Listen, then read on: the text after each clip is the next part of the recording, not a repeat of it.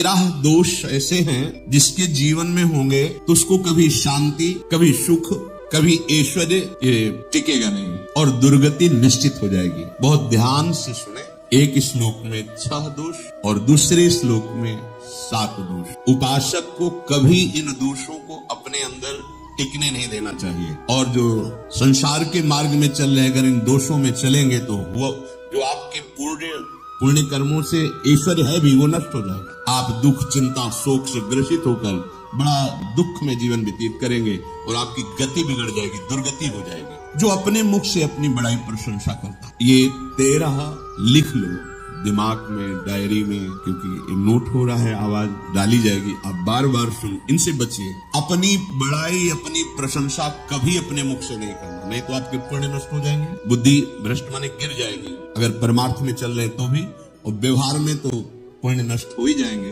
बुद्धि गिरी हुई तभी ऐसी बात होती है। और ये दोष बहुतायत है, ये बहुत प्रभावशाली है। अपनी बड़ाई मारना, इसको देख लो, पकड़ो, सत्संग है। अपने मुख से कभी अपनी बड़ाई ना करना। अगर कोई अपने मुख से अपनी बड़ाई करता है तो उसके सुकृत नष्ट हो जाते हैं, बुद्धि भ्रष्ट माने गिर जाती, पतित हो जाती है, फिर निर्णय ठीक नहीं। अगर हमारा सारथी, हमारा ड्राइवर मूल हो तो कहीं भी हमको गिरा देगा, तो वो बुद्धि भ्रष्ट मतलब गिर जाती है, निर्णय करने लायक नहीं रहती।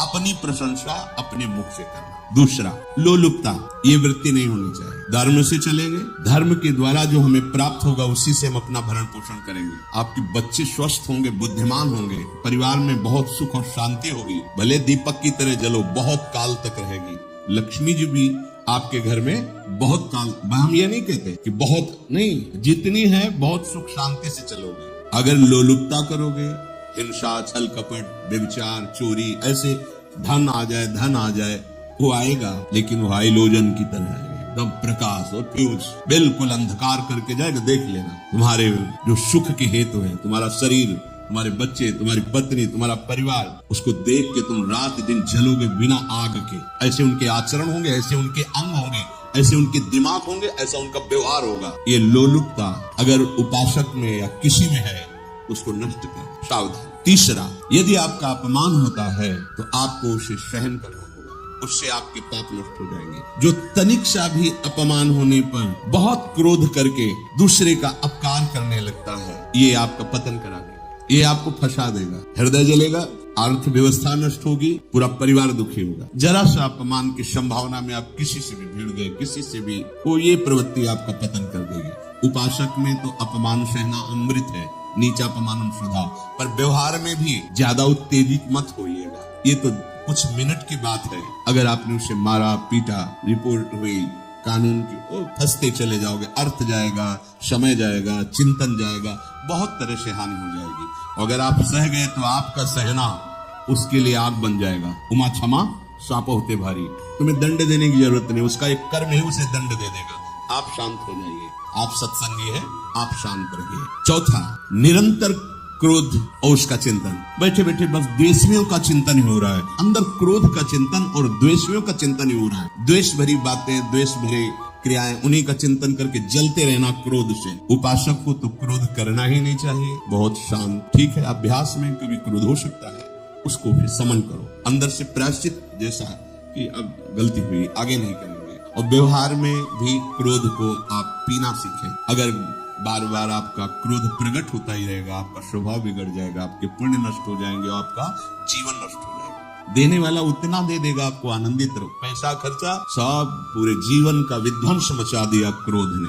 कहीं भी आप देखो, किसी से क्रोध करके देखो, फिर देखो तुम्हारा भजन चल रहा है, तुम्हारी वो आनंद वृत्ति है नहीं, जलोगे और वो जलन और गुस्सा दिलाएगी और वो बैठे बैठे जलो नहीं। ये क्रोध जो है, ये चाहे व्यवहार में हो चाहे परमार्थ में, दोनों की हानि करने वाला है। और आश्रित जनों की रक्षा न करना। अगर कोई भाग कर आपके पास आ गया, कोई पशु, पक्षी या कोई मनुष्य, आपको चाहिए कि अब चाहे हमारे पहले प्राण जाए, उसकी रक्षा करेंगे। सीवी जैसे तो कोई बिरले ही होते हैं, पर इतना जरूर ध्यान दें, जैसे कोई पशु पक्षी किसी भय से आपकी सीमा के अंतर्गत आ गया है, अब उसकी रक्षा करनी है। अगर आप स्वयं मार देते हैं या मरवा देते हैं, या आपके सुकृत नष्ट कर देगा, या आपकी दुर्गति का कारण बन जाएगा। और जो पाप कर्म उत्साहित होकर करते हैं, उपासक को तो बहुत सावधान रहना चाहिए, पर व्यवहार में भी जो नहीं करना चाहिए, अगर वो पाप कर्म आपके द्वारा मन में प्रेरित हो रहे हैं, संकल्प बन रहा है, क्रियाएं हो रही है, दुर्गति पक्की, पुण्य नष्ट हो जाएंगे, दुख अशांति बढ़ती चली जाएगी, कभी शांति नहीं प्राप्त कर पाए। ऐसा नहीं कि जो मन में आवे सो करे। पापाचरण निडर और उत्साहित होकर करना, अगर ऐसे लक्षण है, निश्चित दुर्गति होती है। ये 6, अपनी बहुत बड़ाई करने वाला अपने मुख से, लोलुपता, तनिक से अपमान में सहन ना करने वाला, निरंतर क्रोधी और आश्रित जनों की रक्षा न करने वाला। दूसरे श्लोक में शाप है, 6 शाप। 1, संभोग का ही चिंतन करना, संभोग में ही मन लगाना, संभोग दूसरी स्त्रियों के साथ करने की भावना। संभोग, पहला है संभोग, रात दिन बैठे बैठे बस यही चिंतन करना, गंदी बातों का, गंदी बातें देखना, गंदी बातें सुनना, गंदी बातों का चिंतन करना। फिर अन्य माताओं बहनों के प्रति काम दृष्टि से देखना, कोई आ जा रही दृष्टि से, काम भाव से देखना, भोग बुद्धि से देखना, निश्चित पुण्यनाश, दुर्गति। बड़े बड़े उदाहरण इतिहास में हैं जिन्होंने ऐसा दृष्टि नेत्रों से देखने की चेष्टा की, मन में संकल्प किया भोगने का, नष्ट हो गए, चाहे वो कितने बड़े प्रतापी हो। ये दुर्योधन कोई साधारण थोड़ी है, भगवान व्यासदेव जी के द्वारा ही तो ना, भगवान व्यासदेव जी ही इसकी उत्पत्ति का कारण है। अब देखो इतने महान पुलस्त जी उत्पत्ति का कारण है रावण की। बस ये ऐसे दोष हैं जिनके कारण जीव नष्ट हो जाता है। ठीक है, धर्मयुक्त काम भगवान ने आदेश किया, आपका पाणी ग्रहण संस्कार हो गया है, संतानोत्पत्ति की भावना से कुछ पवित्र तिथियों का त्याग करते हुए चर्चा में